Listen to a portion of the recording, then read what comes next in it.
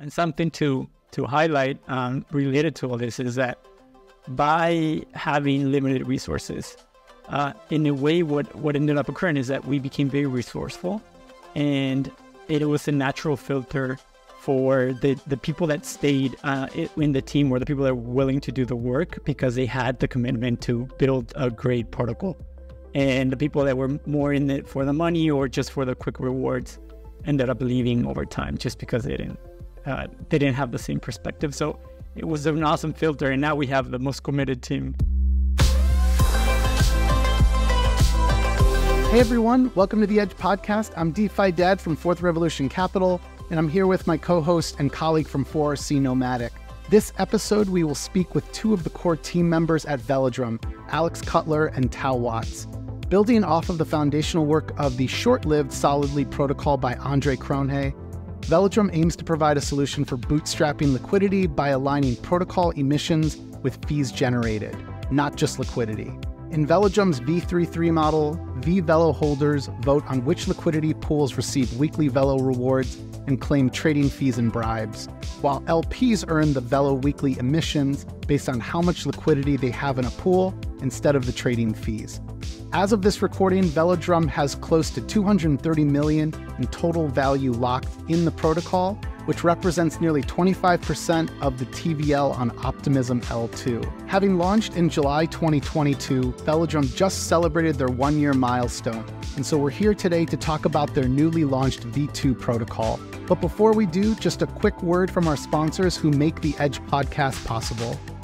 At Origin Protocol, DeFi is an art form.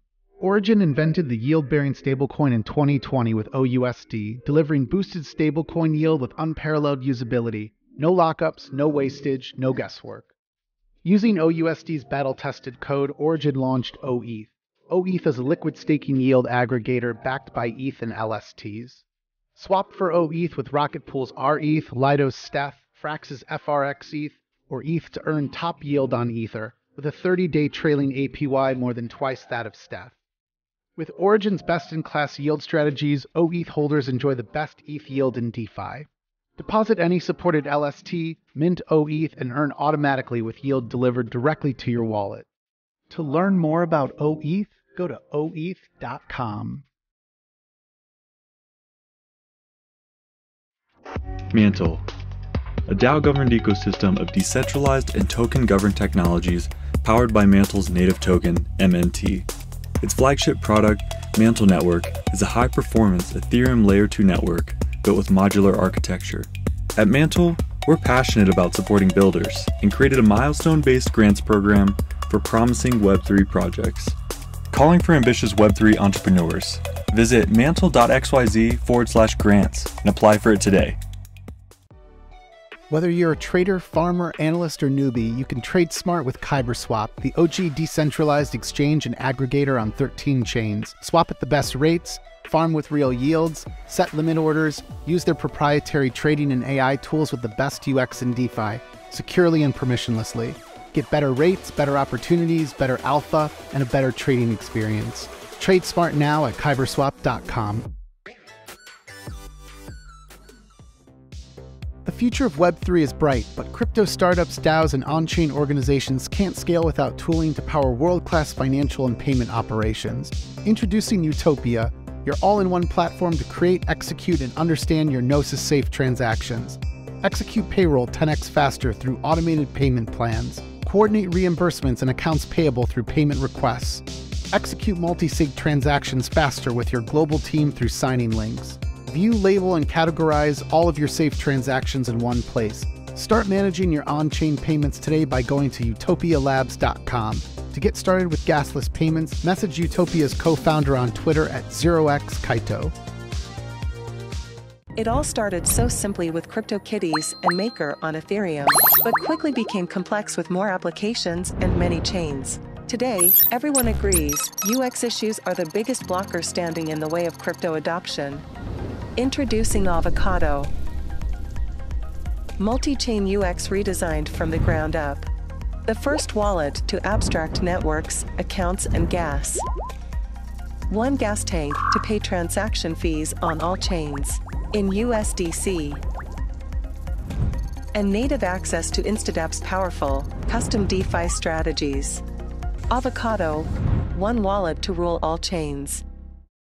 Adam, have I ever told you about my first-time home buying experience? This was years ago when my wife and I lived in the Bay Area. Prices for single-family homes were going up, and we were just trying to scrape together whatever we could for a down payment. But it wasn't long before we realized we had been priced out of buying in our own neighborhood. Now, the most frustrating part of this story is that we knew prices were going up, and yet there was nothing we could do to benefit from it. If I could have been long real estate prices in my region, then at least we could have participated in the market upside with even a lesser amount of money to invest. So when I stumbled upon Parcel, I immediately recognized a solution for many of us who have been locked out of real estate markets and looking for an alternative way to get exposure. Parcel is a decentralized perps AMM where I can long or short real estate synthetics based on the median price per square foot in some of the most sought-after cities in the world, meaning I can get exposure to real estate markets like Boston, Washington, D.C., and Chicago. For example, if I had Parcel years ago and I was bullish on real estate prices in San Francisco, I could have longed Parcel's San Francisco index with a minimum of 1 USDC. Or if I had just bought a home and wanted to hedge against the price of our home crashing, I could have shorted the same real estate index. To learn more about Parcel, go to parcel.cc/edge.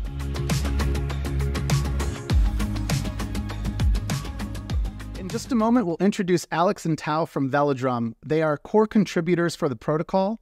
Velodrome is the leading DEX on Optimism and is a pioneer in the popular V33 style of AMMs. Prior to getting into DeFi, Alex worked in politics, tech, and consulting. Tao has a background in economics, having previously worked in strategy for a Swiss asset management firm and consulting within the tech sector.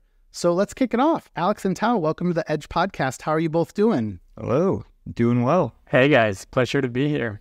Part of the background to this interview is I have been in Velodrome as a user since summer 2022. I think I got in within the first few months of you having launched.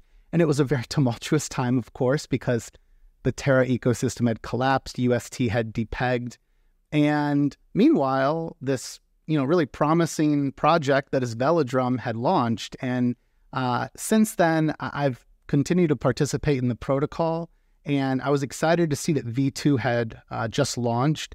And you are a perfect example of the kind of protocol I think that is doing work to actually progress us to the next generation of DeFi products.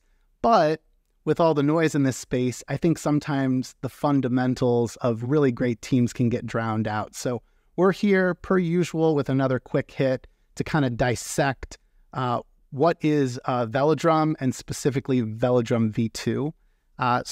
Normally we like to kick off with just a bit about your guys' background. I shared some details there, but would love if either of you would like to share anything more about what led you to working on Velodrome and in DeFi specifically. I'm happy to get the ball rolling there.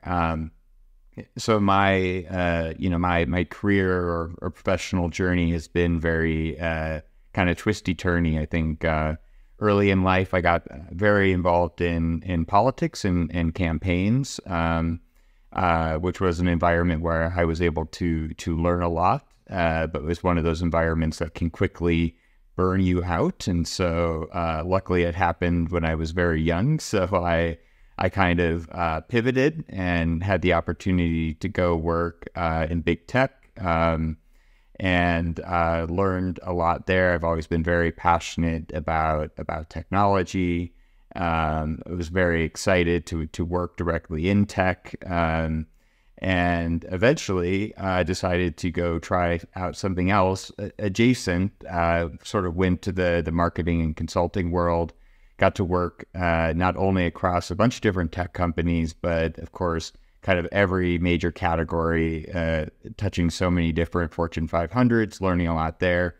But all of that really built up until the point where I had a very close friend of mine basically red pill me on crypto, started doing what I think many of us did, which is to start playing around a little bit. I think I I built a gaming PC. I started mining. It's like, what do I do with this stuff that I'm mining? Well, let me bring it into this ecosystem. My God, I can deposit this thing on a thing. It's going to give me more things. And, you know, before you know it, I was just really snowballing, right? And I was writing about everything I was learning. And, you know, that just naturally led me into a DAO, which at that point was VDAO on the Phantom Network, which is kind of a sub-DAO of Solidly. You know, that's where I met Tao and a whole bunch of the other sort of core contributors to Velodrome. And that's sort of how I ended up, you know, being a part of the launch and everything that's followed with Velodrome. Tao, what about your background? What led you to work in DeFi?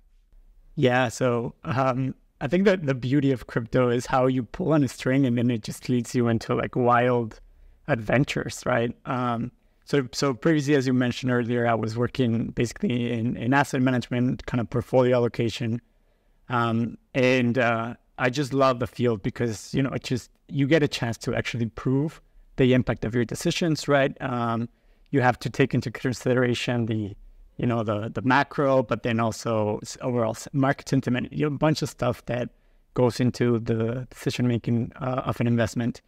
So at the same time, of course, I was hearing about crypto in general, and like everybody started playing with it a little bit, just like Alex bought a little bit of ETH.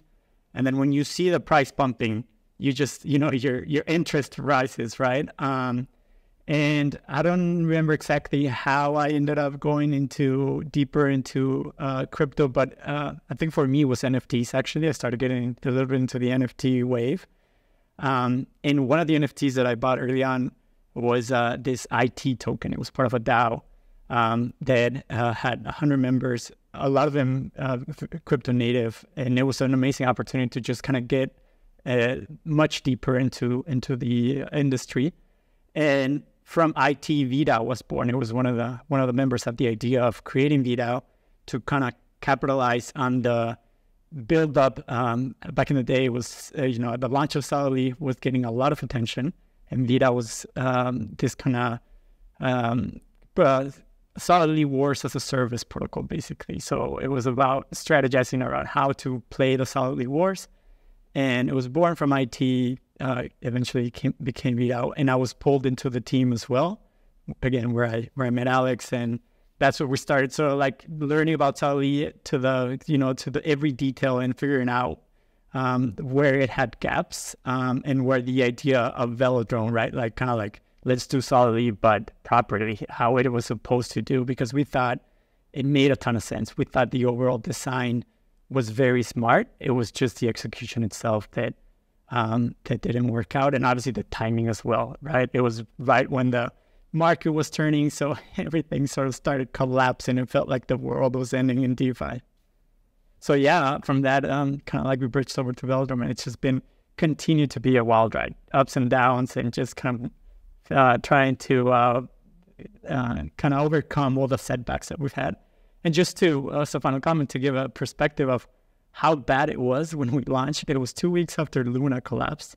So in front of us, we still had 3AC, we still had FTX. So we still had a lot to deal with from our launch to today. That's an incredible story and journey you've been on. A lot of what you both said resonates so much with me, like Tao, just kind of speaking to that speculation aspect and how it draws you in. Like, I'm a firm believer that speculation is needed. I know it's always like painted with a bad brush, but hey, look, that's how you grab a lot of this attention early on. And then a lot of us stay for, the other things we find and discover within the industry. Like kind of once you look under the hood, it's not just speculation. It's actually a really interesting movement.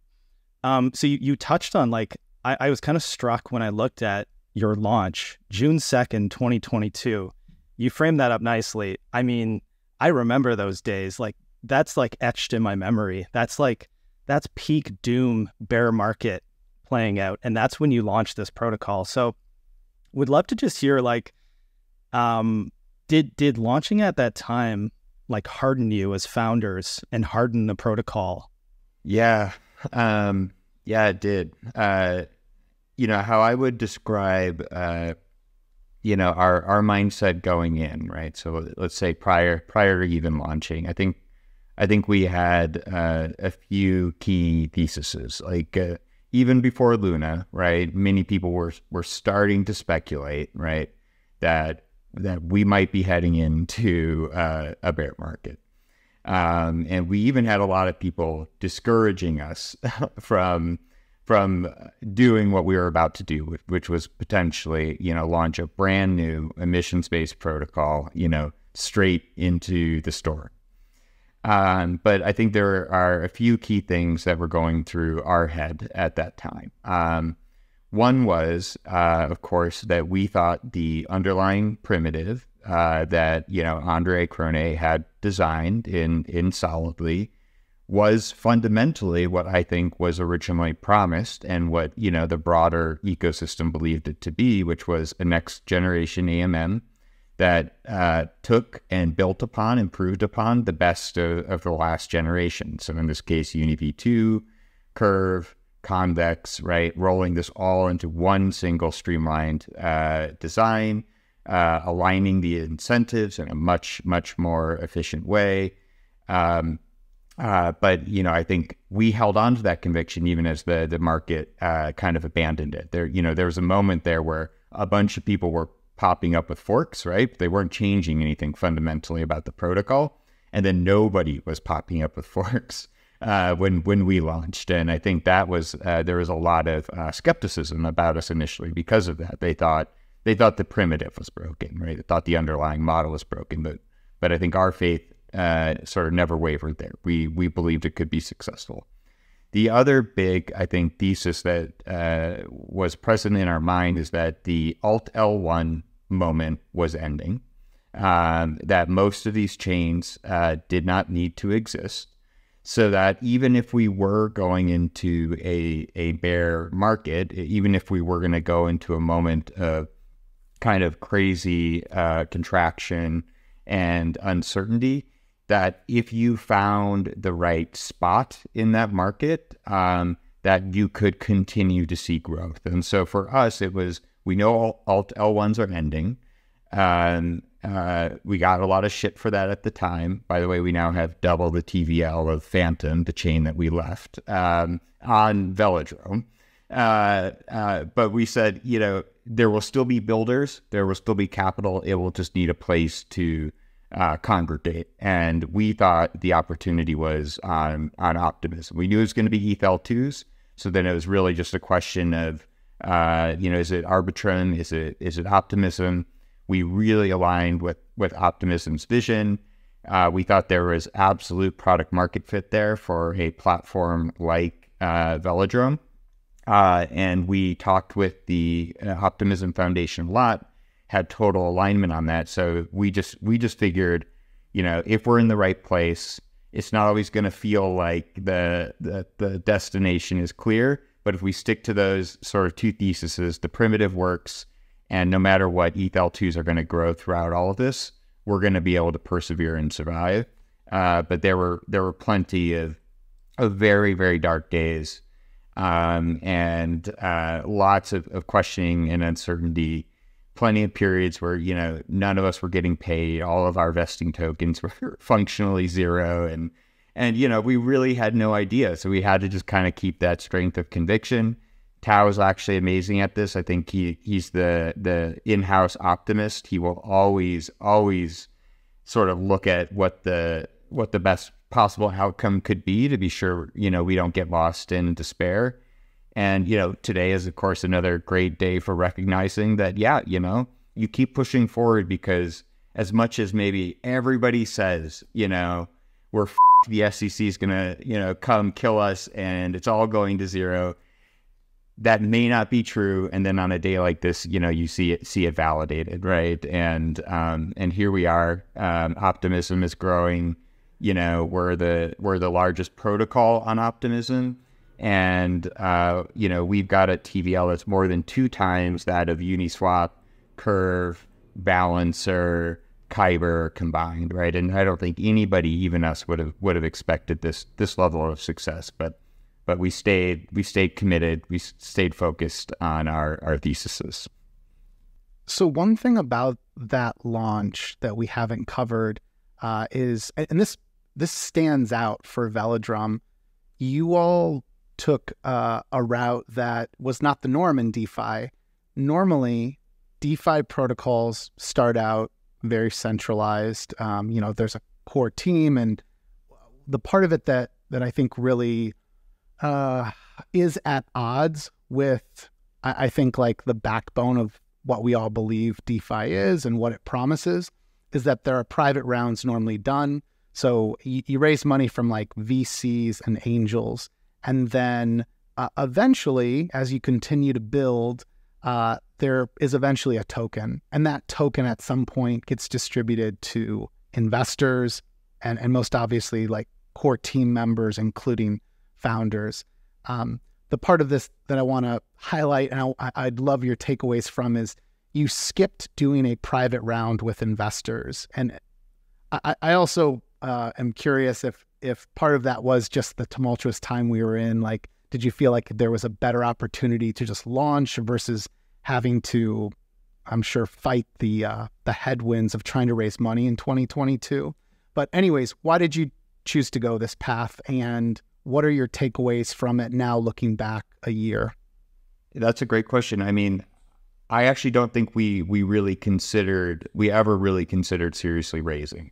And I think that that's probably rooted in a few things. One is the underlying model was designed to be a ecosystem public good, right? It was designed to be something that was that the control of a totally immutable protocol was fully distributed, amongst the ecosystem.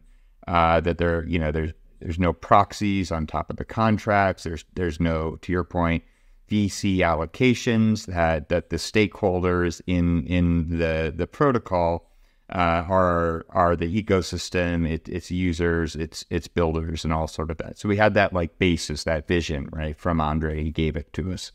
And then, of course, Optimism totally aligns with that ethos, right? They have embraced this vision of organizing their entire chain around the idea of retroactive public goods. This is why Vitalik is so aligned with the Optimism ecosystem. They are very much trying to bring to life something that was a key vision of his, which is that builders in this space shouldn't have to go out and raise funds. They shouldn't have to go out and sell tokens. They shouldn't have to do all of this. They should be able to build public goods, and then there should be a system in place designed to reward the builders of public goods, right? And his, I think, famous line on this is, it's so much easier to look backwards at what worked than it is to look forwards and guess what will work. And there's so much, in that Alt L1 thing, was just throwing money at people being like, maybe this will work, and maybe it won't. And what we know is none of it worked, right?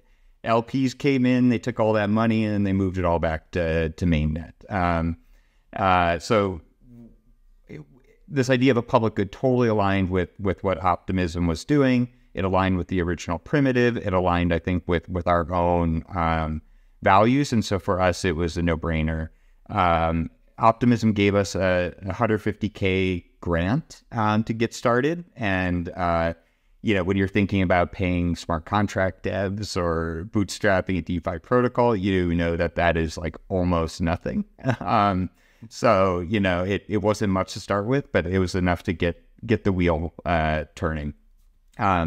And actually, I think, probably part of that like public good ethos and that like mission that we had, that drive, is probably what also to a degree helped us persevere, because none of us went into launching Velodrome expecting to get some sort of giant payday. There weren't, like, our team allocations were very small, relatively speaking, for what you see out there. We gave away almost the entire protocol in the spirit of being a public good, in the spirit of decentralization. So yeah, I think that's kind of what was going through our heads, but I'm curious if Tao has any comments on that too. Since we were VDAO and we had been sort of supported by the VDAO community, we allocated a really good amount to Weave. The token was Weave holders, that they were able to basically convert Weave for VELO. I think that was maybe 1/3 of the initial allocation. Then we left a huge chunk for partners, so protocols that were either important for the overall DeFi ecosystem or had a big presence on Optimism.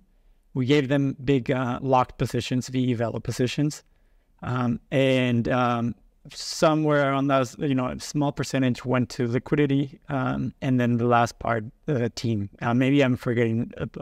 There was an airdrop as well. I think we did. Oh yeah, we did a bit of an airdrop for lockers of Curve token, of Platypus. We included a few different DeFi protocols to sort of reward people that have also shown commitment to these protocols by locking their tokens.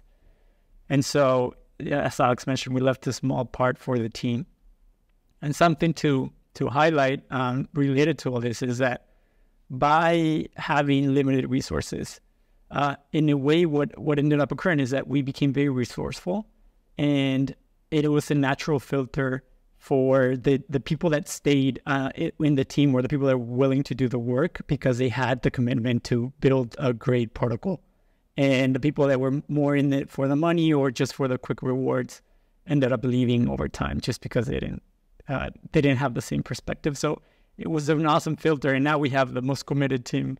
They weren't there. The rewards weren't there. Yeah. Exactly. And we ended up with a team of people that expect nothing. And in fact, we still have people that sometimes tell us, I don't need as much compensation. You can reduce it, while they're doing amazing work. Some of our devs are incredible, and I'm mind blown by them. But, they're happy because, they're having fun. And another really cool thing that we did early on that I don't think many other teams have done is that we locked our entire, the way that VELO works, you can actually lock it over time. So we were vesting the team allocation, right? Initially, it was something like 6 months to a year, just like a regular vesting schedule. But we decided to lock it entirely for 4 years so that we could actually get the, as the protocol is designed to get some of the rewards of your locker. And instead of distributing VELO tokens to the team members so that they could sell, we were basically giving them the option to sell, but instead of doing that, we locked everything and got the rewards and distributed the equivalent value of the VELO equity, but in USDC or in other tokens. So that would be basically not only reduced the sell pressure from the team, but we basically give them, team members, the incentive to rebuy VELO if they wanted to, instead of just getting the liquid VELO. And that ended up being an incredible program because we did it very early on when VELO obviously was very low overall in market cap. And eventually we ended up distributing a much higher value than what we initially locked. So, and also we aligned our incentives perfectly with VEVELO voters, right? Because now we had the best interest of the community in mind because we were part of them. I have been in love with this protocol because of that alignment. This was, again, summer 2022. I think you'd been live for just a few months. And despite what a terrible time that was in 2022, this is what I was observing is this team has locked most of the tokens. A majority of the supply is vesting now over 4 years. And what's really interesting, and we're going to get into this in a moment. So second half of this podcast is more about us dissecting and breaking down how Velodrome V1 and V2 work. What's really interesting about it is when you lock those tokens, for those that are listening and are totally new, you're creating this voting power for yourself, kind of like the V-Curve token, but you're voting to claim trading fees and bribes for those pools. And so it's not a passive position to be in. Like, I spend time, at least 15 minutes, I'll say, every week, looking at the pools and deciding what am I going to vote on so that my voting power is earning me the most amount of yield in terms of trading fees. So I'm obviously going for pools that have higher trading volume, but on rare occasion, there are pools that maybe I think have a potential for more trading volume and hence more fees, and they might have a bribe in there, that's been deposited in order to incentivize us to vote for it. So it really just is a kind of like flywheel of keeping everybody very, very aligned. And I think what we're all optimistic about here is that it's a better model than the way that a lot of AMMs have worked, where they have the token and they simply use it to reward the LPs, who then sell the token for profit immediately. And it kind of creates like a death spiral on that token.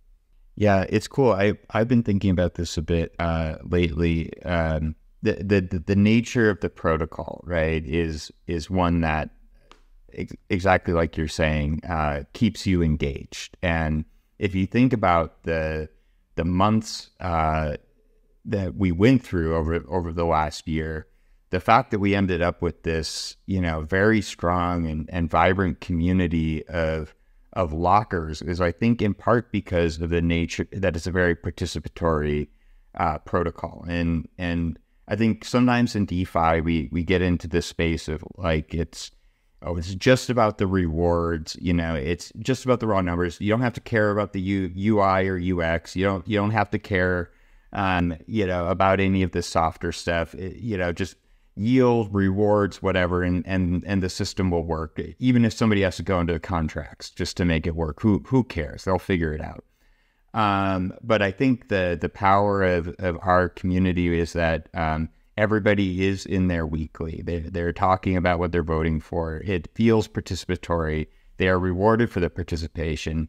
And in the end, like all of these incentives only exist to make a decentralized system work. And so we are basically incentivizing decentralization, and we are incentivizing making decentralized systems work. And then that is also something that I think gets people really excited. And the reason I've been thinking about that is because we looked back recently and we realized, there have been something like 8 or 9 different airdrops to VEVELO lockers.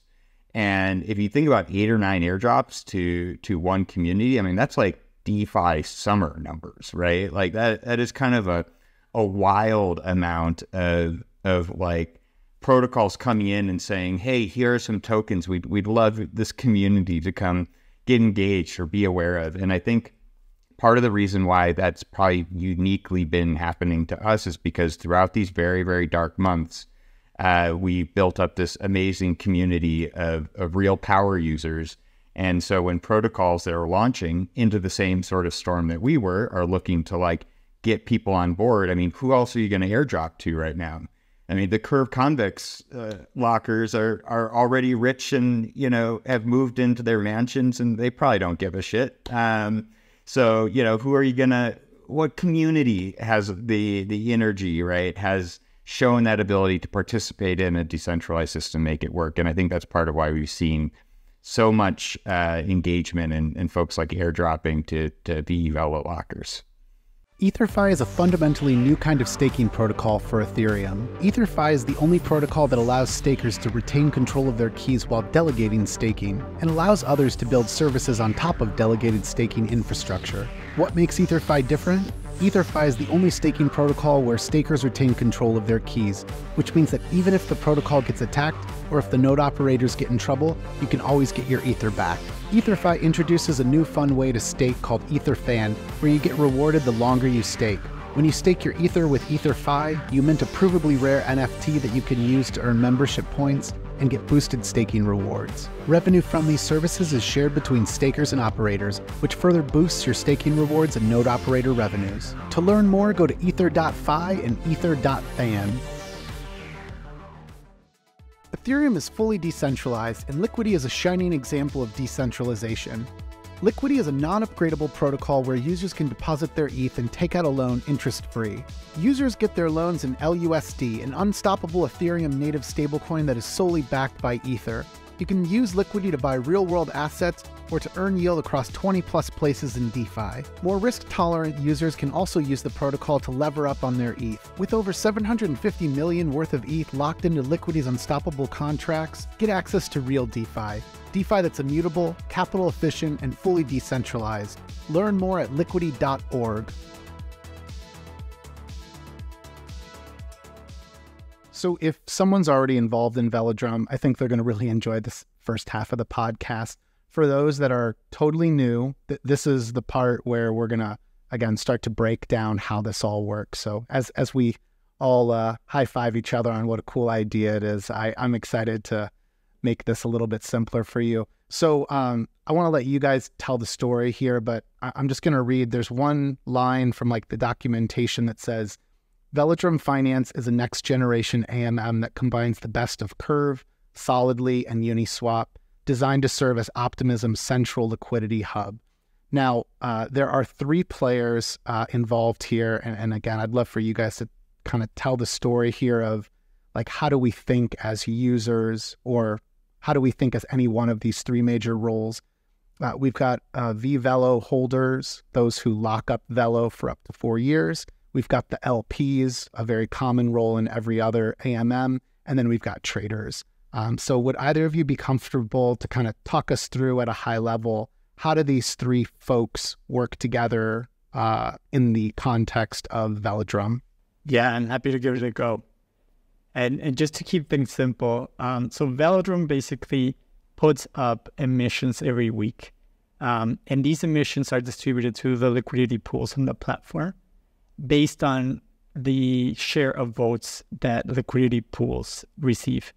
And people that have locked VELO are the voters. The longer they lock, the greater the vote power they have to decide where the emissions go.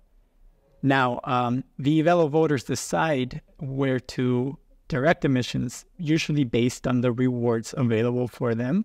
And the rewards come from 2 places. One is the fees, the trading fees that specific pool captures, and the bribes, which are basically voter incentives. So protocols that want to incentivize liquidity to a pool, they can deposit a reward for voters to attract votes to their pools and thereby VELO emissions to their pools.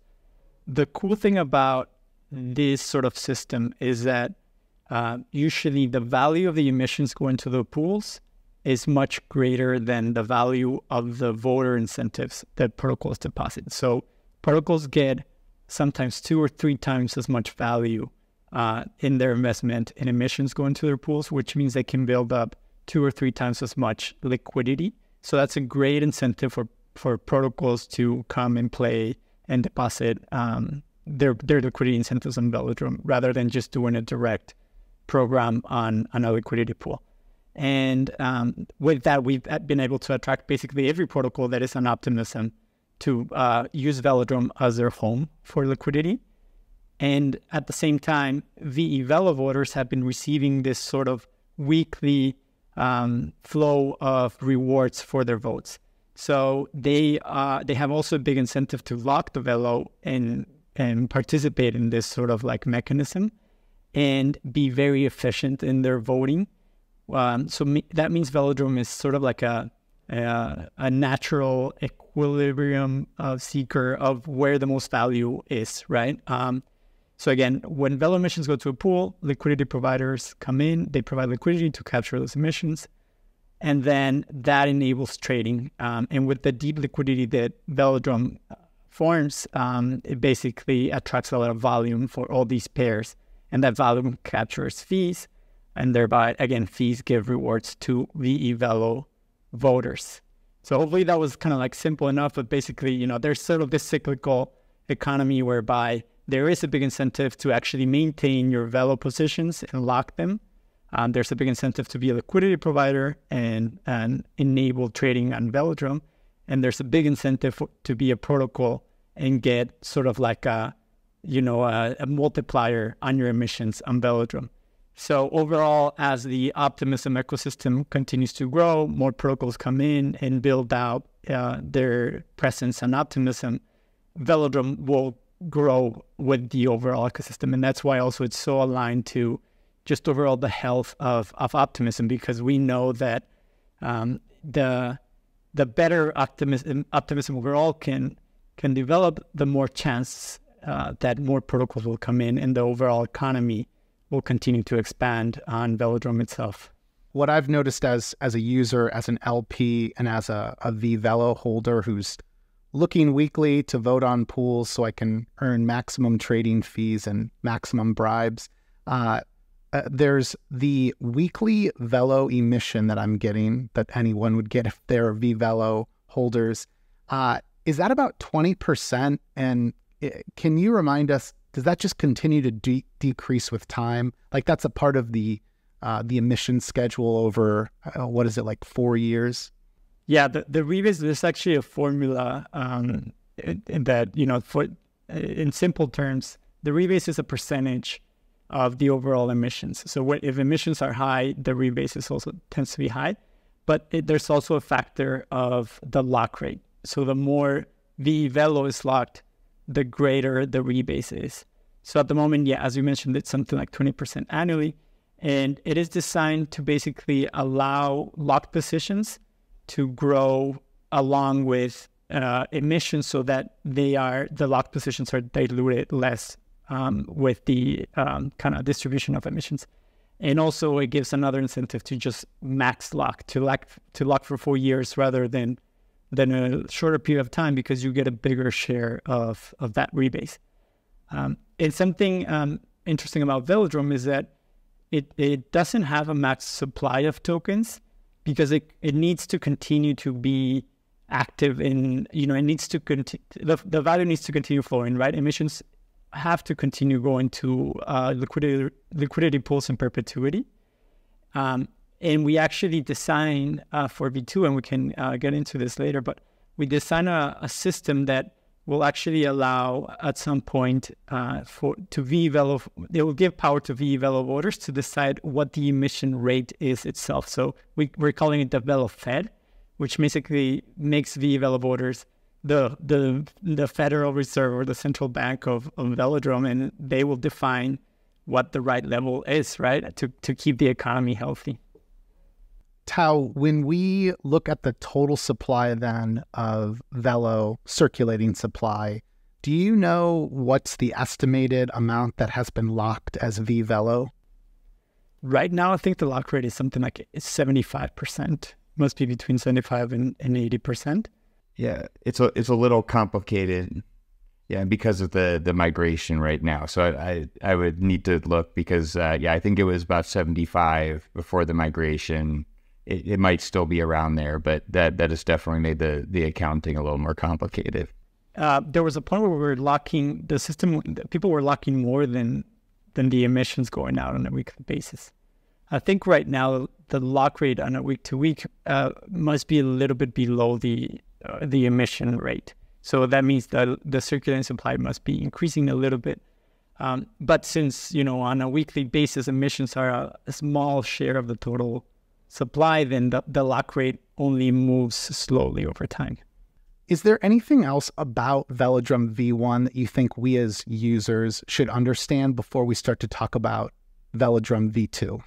No, I would say, I mean, Velodrome V2 is basically V1, but now we redesigned the entire protocol from the ground up. So we basically made it almost handcrafted to what we want, because now with Velodrome V2, we sort of set the foundations to start building on it as well, and add eventually concentrated liquidity pools, automated voting management, and a few other features that we know will have a really big impact on the overall kind of power of the flywheel, from capturing more volume to just giving users even better quality of life, you know, kind of like allowing you to delegate your votes, so you don't have to actually spend the time as much every week to vote, and just know that you're getting the rewards that you want. So stuff like that we just continue thinking about in terms of how to make life better for users and for protocols. Velodrome V1, its fundamental design, economic design, the underlying code, you know, represented what we thought the protocol needed to be to make the solidly primitive work, right? And that thinking was the result of us spending, you know, 6 months very, very close, you know, to solidly on Phantom. And it's obviously that thinking worked, right? Because now every chain has a Velodrome fork, if not 4, you know, in the case of Arbitrum. So clearly the kind of modifications we made to the underlying protocol are now mainstream. And if that represented, 6 months of learning and then applied, Velodrome V2 represents the last year of learning, where we have, obviously been very close to the day-to-day operations of Velodrome. We've also, of course, been able to observe successes and failures of other applications of the model, across DeFi. And as Tao said, we've rebuilt the whole thing from scratch, from the ground up, to the point where people are now looking at the code and saying, well, this isn't really Solidly anymore. This is an entirely new protocol.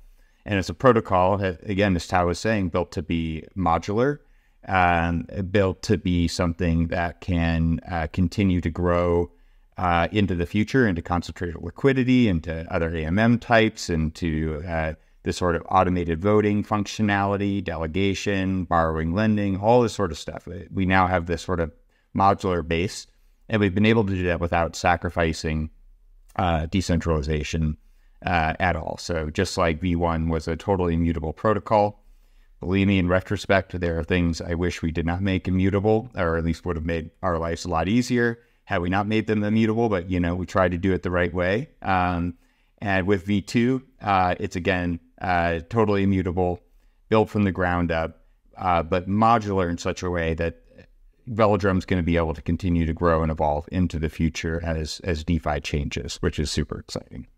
Hey guys, if you were to kind of like pick out a few things that are changing in V2 from V1, like what would you say, and maybe this is tough to do, but like what are some of the most meaningful ones that you're really proud of, obviously being so close to it, that you think will be some of those like big quality of life upgrades or be very meaningful and impactful for the protocol with V2? Yeah. Great question. I think the first thing that anybody interacting with the protocol will notice is that the front end is totally new. And we mean totally new. I think pretty much every fork out there that is deployed, fork of Velodrome, is using some adaptation of the original Solidly front end. And frankly, it's these people will tell you this, it's a mess. It was not a pretty set of front end code. It took a lot of work from us to get it working, well enough for V1. Every fork, has gone through that slog of trying to make the front end work. And we've got an incredibly talented design and development team. And one of our members basically made it his mission, because he is so triggered by the state of user experience in DeFi, that he said, I'm only going to do this. I'm only going to do this work. I'm only going to show up every day if I can make the UI as good as any Web2 product without having to sacrifice any of the decentralization. So if you use Velodrome now, it feels totally different than V1. And I also think it feels better than 99% of the dApps that you experience. There's a lot that, contributes to that. Some of that's design decisions. So we try to make it very helpful in guiding you through what is kind of a complex protocol, especially if you're at the beginning. Guide you through even the smallest of interactions. You're setting an approval. You are going to swap. You are setting your slippage, and kind of step you through each step, understand what's happening. So we put a lot of work in there. But also, the front end's completely decentralized. It doesn't rely on any API or caching or anything like that. So what I've been doing since this launch is I just have this front end up on my display. I've had it here, and I'm watching like the fee numbers go up live, as we're talking.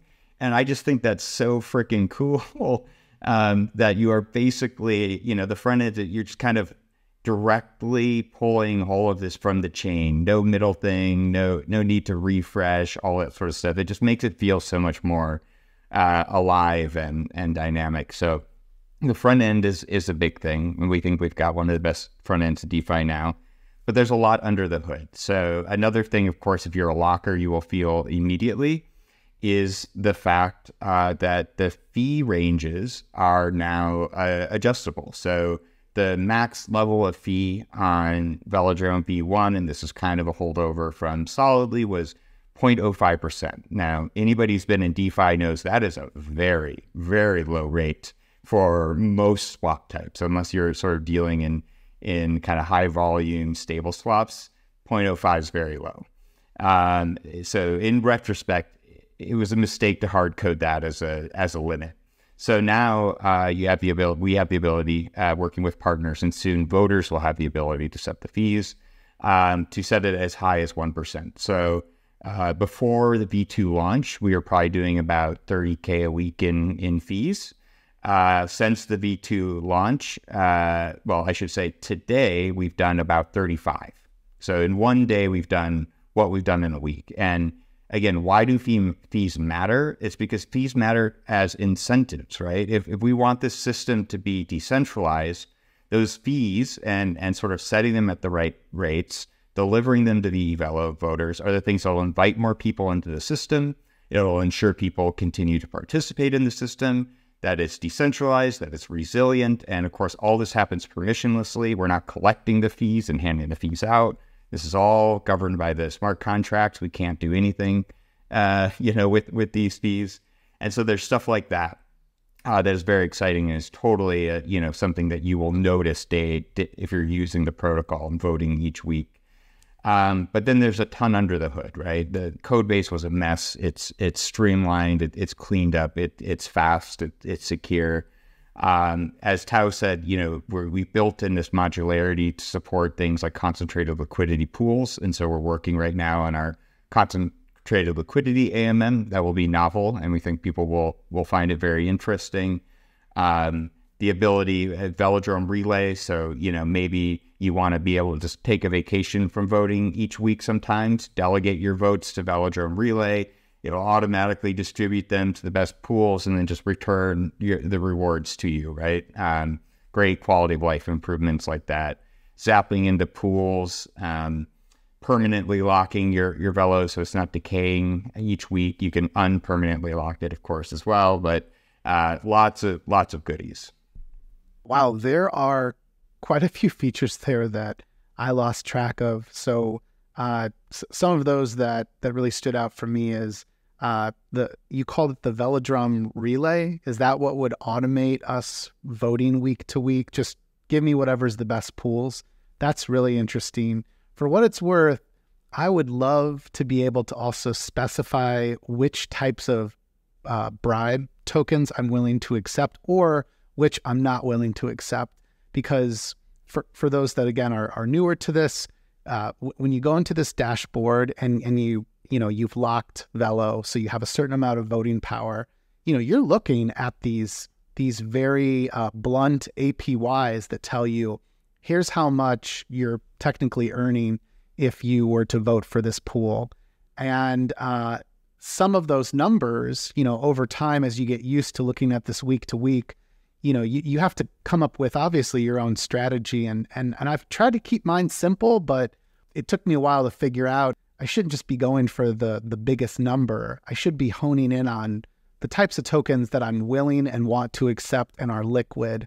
And I'll say, like, OP rewards were an enormous part of year one.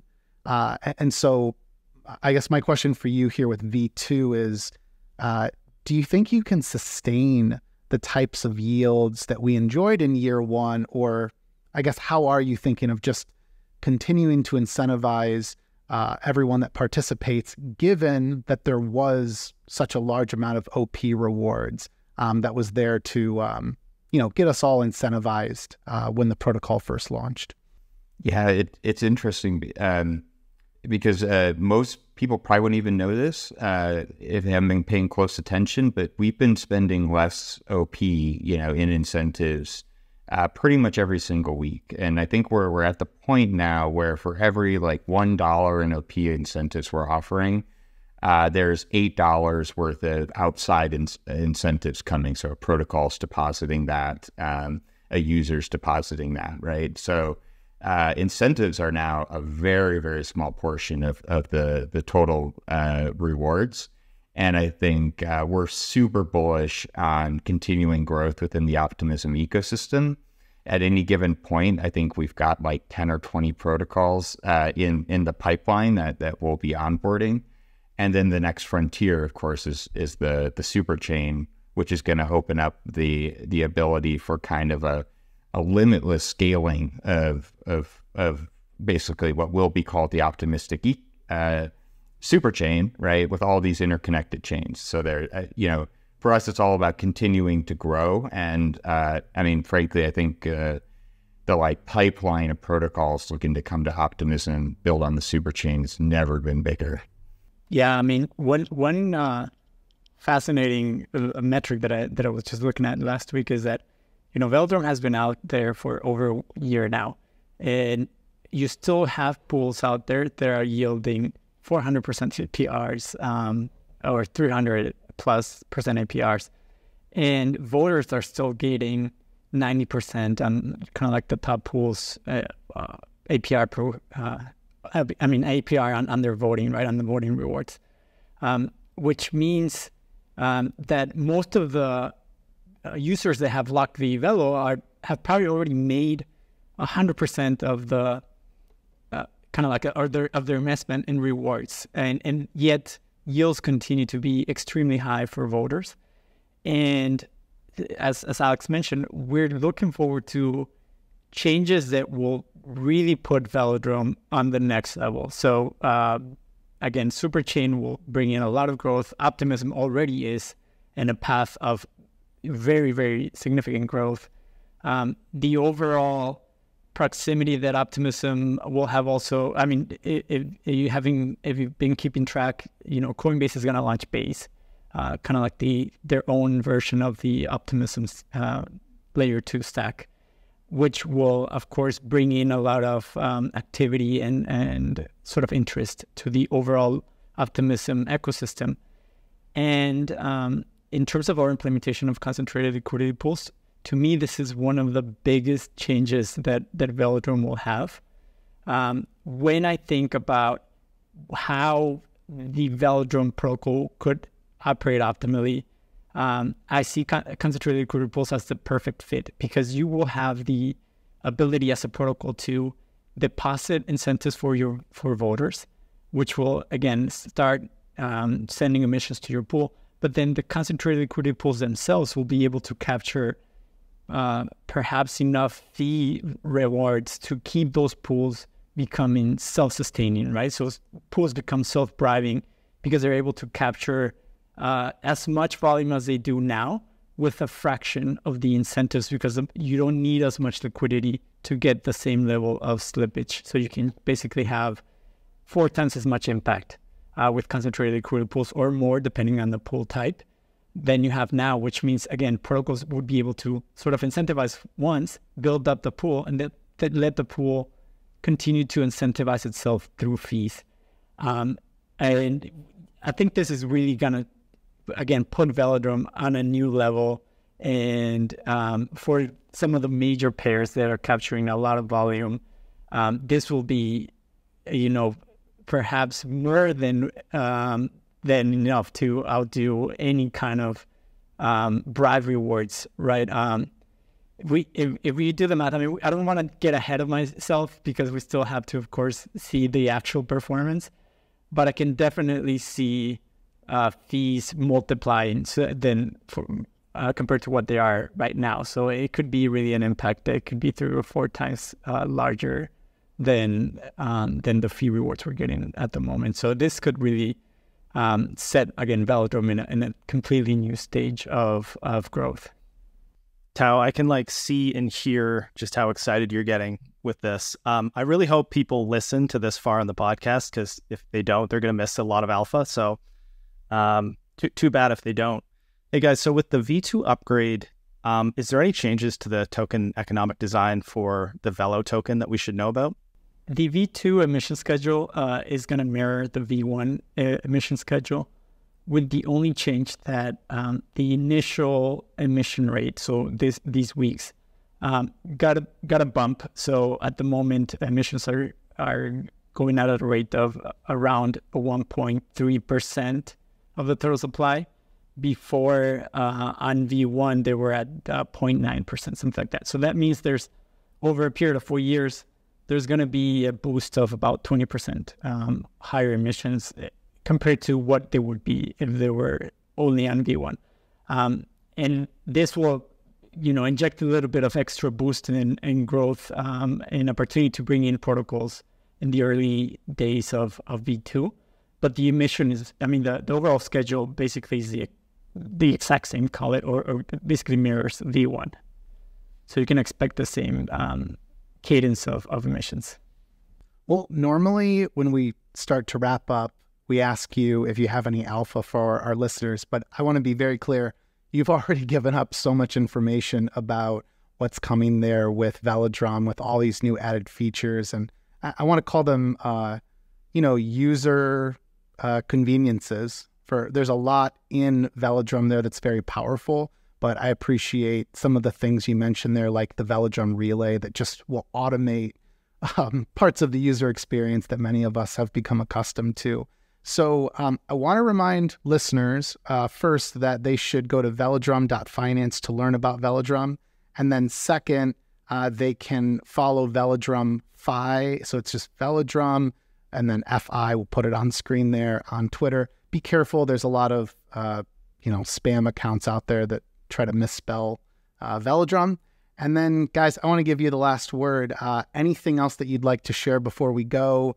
We're very grateful for you spending way more time with us today than we planned for. But again, I think Velodrome warrants that we take the time to understand these very foundational money Legos for the next, market cycle of DeFi. In the spirit of sharing, a piece of alpha to close it out, I think just to put this all in perspective, to quantify it a little bit, and I've been talking about this a bit on Twitter, but since V2 launched, Velodrome has basically on a daily basis been producing as much in fees, very close to, sometimes a little ahead, sometimes a little behind, fees that go to holders as Curve. So if you think about that, Curve has 4.4 billion in TVL. Curve is on 12 different chains. Velodrome has 2 million in TVL and is on one chain. And on a daily basis, in terms of what actually matters, right, which is how much in those incentives are going to token holders, we are neck and neck with Curve. And I don't think yet the broader zeitgeist has really caught on to the fact that, this was designed as a system that would improve upon Curve, would improve upon Uniswap. And we think that we have really perfected the model. And it's no longer idle speculation in my eyes.